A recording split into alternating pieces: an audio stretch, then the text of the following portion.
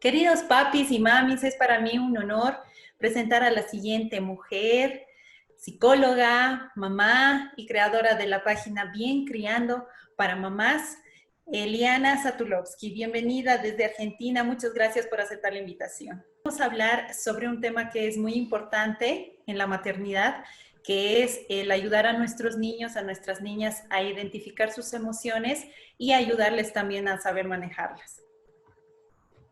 Bien, bueno, es un tema fundamental porque muchas veces los papás, las mamás, no sabemos bien cómo acompañar a nuestros hijos, no sabemos bien qué les está pasando, así que yo no sé si Dani vos querés hacerme alguna pregunta o directamente querés que yo desarrolle, digamos, el tema. Sí, bueno, tú tienes la total libertad para desarrollar el tema como psicóloga, pero sí, lo que sí quisiera pedirte es que nos ayudes también a las mamás, no solamente a saber cómo identificar estas emociones en nuestros hijos, sino también a identificar nuestras propias emociones, porque nos pasa que muchas veces cuando éramos niños, niñas, tampoco se nos ha enseñado a identificar las emociones y ahora que somos mamás, tenemos muchos conflictos o dudas porque no sabemos nosotras mismas lidiar con nuestras emociones, entonces se nos resulta difícil ayudarles a nuestros hijos a lidiar con sus propias emociones. Absolutamente. Bueno, históricamente estuvo mal visto, digamos, la expresión de las emociones, ¿no? Un niño que llora, un niño que se tira al piso, hace una pataleta mal llamada, un berrinche, es un niño maleducado, ¿no? O consentido, un niño que no ha sido bien guiado por mamá o papá. Entonces, digo, seguramente nosotros cuando fuimos chicos también atravesamos por esa situación. Por eso lo primero que yo siempre les sugiero a los papás es nunca vamos a apelar al control de la conducta. Lo que nosotros tenemos que lograr es entender qué le está pasando al niño y ayudarlo o acompañarlo. Pero no vamos a controlar la emoción porque las emociones no se pueden controlar. No debemos apuntar ahí, sino darles una adecuada salida en tal caso. A mí para explicarles un poco qué le pasa a un niño pequeño cuando queda en esta situación hacia los 2 años, en general, la etapa de los berrinches, me gusta usar la metáfora de los 3 cerebros, ¿no? Es simplemente una metáfora, algo en que nos podemos ayudar para entender cómo es el desarrollo cerebral infantil. Los niños pequeños no tienen el cerebro tal cual lo tenemos los adultos, sino que el cerebro termina de madurar, cambia todo el tiempo, ¿no?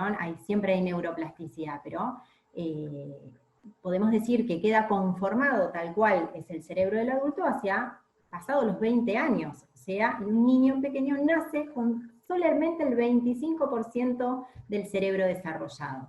Entonces, evidentemente, en el medio pasan un montón de cosas. Los niños pequeños se mueven mucho, digamos, antes de que se desarrolle completamente la corteza cerebral, con un cerebro más emocional. Es decir, que quedan como tomados por la emoción, ¿no? Y es lo que nosotros vemos cuando un niño se enoja o se frustra y empieza a revolear cosas, ¿no? Objetos, juguetes. Entonces, lo que nosotros como mamás, como papás, podemos hacer es acompañarlos y hacer un camino de acompañamiento emocional. Puntualmente, lo que yo siempre sugiero es ubicarnos cerca del niño en una distancia que calme, ¿no? Esto también va a depender de cada niño, no todos los niños van a aceptar que nos acerquemos, que los abracemos, y lo primero es observar la conducta y entender la conducta como comunicación.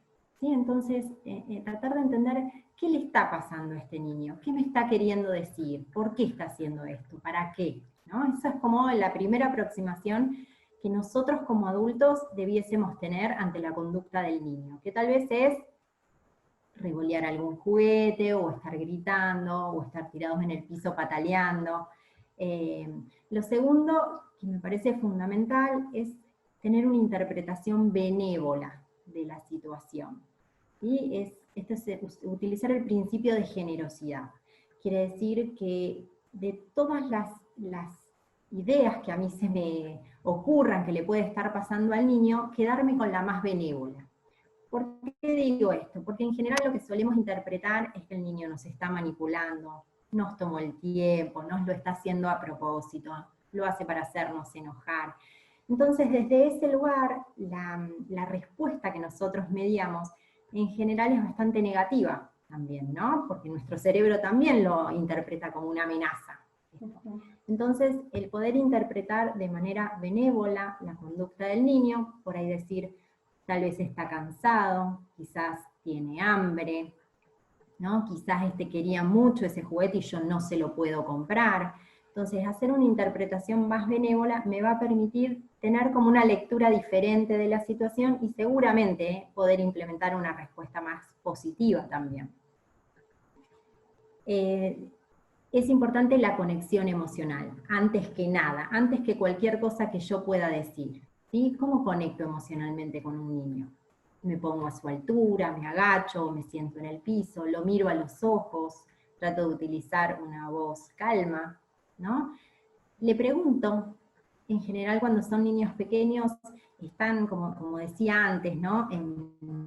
Todavía no tienen desarrollo de corteza cerebral, entonces no van a poder ponerle palabras todavía a esa emoción. Están tomados, están dominados por el cerebro emocional o límbico, ¿sí? Entonces necesitan que yo, el adulto, que debo ser el más maduro emocionalmente, les preste mi corteza cerebral para que ellos puedan empezar a entender también qué les está pasando. Entonces tal vez podemos decir algo como, veo que estás enojado, ¿no? ¿Cómo puedo ayudarte? ¿Necesitas un abrazo?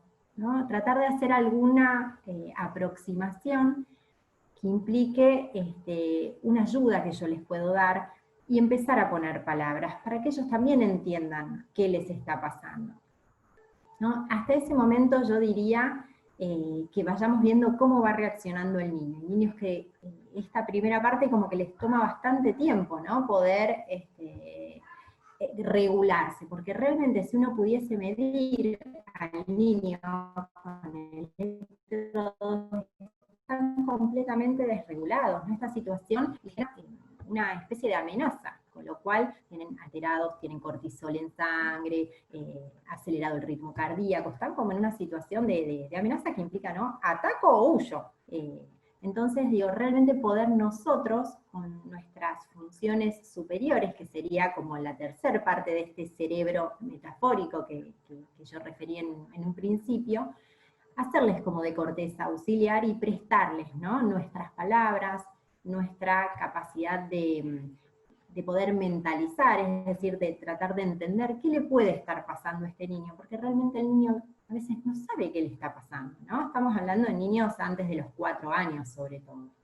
Yo digo, en general, la época donde tenemos la mayor explosión de estas situaciones de desregulación emocional es hacia los 2 años, ¿no?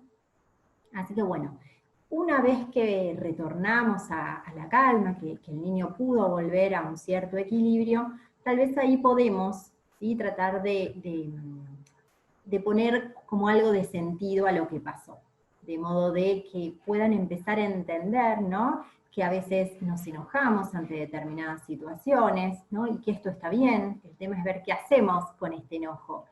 Porque esto es algo que nos pasa a los adultos también, ¿no? Hay emociones como con mala prensa, digo yo, ¿no? Negativas que pareciera que están mal, ¿no? Bueno, no tenemos que enojarnos, no tenemos que sentir miedo. Y en realidad no hay emociones buenas o malas. Hay emociones y punto, ¿no? Las emociones están para algo. El tema es tratar de entender qué nos quiere decir esa emoción. ¿Sí? El miedo, yo siempre digo, es una emoción que nos ha permitido sobrevivir como especie, ¿no? Nos habla de algo que pone en peligro nuestra vida, seguramente. Entonces, en términos generales, podemos decir que es una emoción positiva. El hecho de poder sentirla, entender, interpretar, ¿no?, y poder hacer algo con esto. Por ejemplo, protegernos. Y qué importante es acompañar en el proceso a nuestros hijos, no solamente cuando están muy pequeñitos, ya que cuando ellos empiezan la etapa, por ejemplo, de la adolescencia, 11, 12, 13 años, también tienen choques emocionales, de repente las hormonas les juegan una mala pasada y tampoco pueden controlar muchas veces los impulsos y también es importante acompañarles en ese proceso, seguir al tanto de qué es lo que están sintiendo o qué es lo que están viviendo. Sin dudas. Bueno, esto también se ve mucho, digamos, en los niños pequeños a veces no nos cabe dudas de que nos necesitan, de que hay una mayor como dependencia, si bien a mí me gusta hablar de interdependencia, y esto dura toda la vida, ¿no? Somos seres sociales y toda la vida vamos a necesitar de otros. Desde la teoría del apego podemos decir una figura de apego dura de la cuna a la tumba, o sea, toda nuestra vida vamos a necesitar a otros, pero en la adolescencia se genera como esta distancia entre muchos padres y sus hijos, y es importante entender que todavía nos necesitan un montón, ¿no? Necesitan un montón que los ayudemos a entender también qué les está pasando.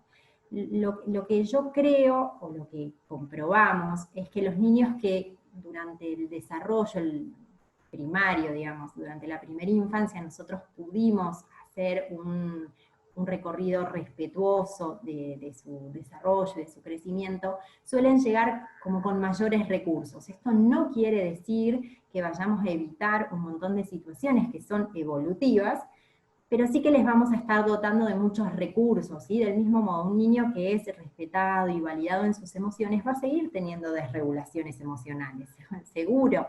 El tema es que posiblemente, cuando crezcan un poquito más, lo van a poder poner en palabras. Es decir, ya van a haber creado como el camino neuronal, ¿no? De qué hacer ante esa situación. Entonces hay niños que dicen, bueno, voy a respirar porque me puse muy nervioso, ¿no? Que ya incorporaron como algunos recursos para también darle una salida adecuada a esa emoción. Así que bueno, es importante también a veces ser creativos más allá de esta primer parte de conexión emocional, que siempre es la base, ¿no? Siempre desde el abrazo, desde la contención, porque lo que los niños también van a necesitar saber es que nosotros los amamos incondicionalmente, ¿no? Y sobre todo en esas situaciones, porque eso también les va a dar la pauta de que es correcto lo que están sintiendo, ¿no? Por eso decía no ir por el control de la conducta, porque una vez dice, bueno, frases comunes, ¿no? Como, bueno, listo, no llores, ya está, ya pasó, no es tan importante, ¿no? Y lo que hacemos es invalidar lo que está sintiendo el niño. Y seguramente muchos de nosotros fuimos criados con esas frases. Tal vez uno lo dice sin mala intención, ¿no? En el afán de por ahí que el niño no sufra, pero de ese modo lo que hacemos es desconectarlo de la emoción, ¿no? El niño lo que piensa es, yo me estoy sintiendo mal, pero mi adulto de referencia me dice que no debería llorar por esto. Entonces me confunde esta situación. Por eso digo, no vayamos al control de la conducta, digamos, deja de llorar, sino vayamos a entender por qué estás llorando, ¿no? ¿Cómo puedo ayudarte con esto? Y está bien a veces llorar, ¿no? A veces lo necesitamos y tal vez podemos hacer otra cosa. Entonces, de modo también que ellos puedan conectarse y que a modo de brújula interna puedan entender qué les está pasando. Y esto también va a ser muy importante llegados a la adolescencia, contar con este desarrollo interno de esta brújula que les puede indicar dónde se sienten a gusto, qué los incomoda, dónde no quieren estar, qué es esperable que ellos hagan, qué no. Muchas gracias, Eliana. Ha sido un gusto hablar contigo. Gracias por sacarte tiempito. Yo sé que como psicóloga, como mamá y como creadora de contenidos también para tu página, estás muy ocupada, pero te agradezco por haber tenido ese contacto conmigo. Y bueno, también agradecerte porque gracias a la tecnología podemos estar en contacto entre mamás, ya tú desde Argentina, yo desde Bolivia, pero con el mismo sentir de tratar de informar más a las mamás para que tengamos una ayudita y un horizonte hacia dónde tenemos que ir como mamás. Bueno, un placer, les mando un beso a todos, muchas gracias por tenerme en cuenta, por invitarme, así que un placer, un gusto enorme.